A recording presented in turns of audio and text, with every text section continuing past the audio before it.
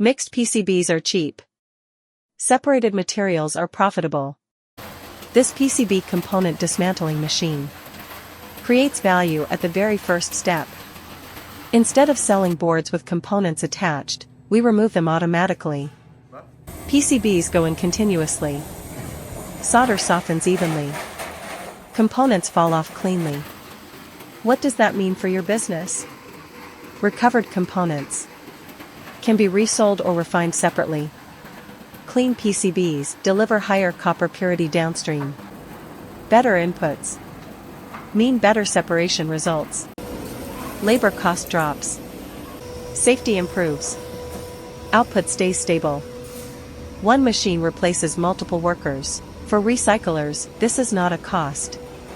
It is a profit tool. Higher material pricing. Lower operating cost. Faster processing speed. That's why most customers see a short payback period. This machine doesn't just process PCBs. It improves your entire recycling line.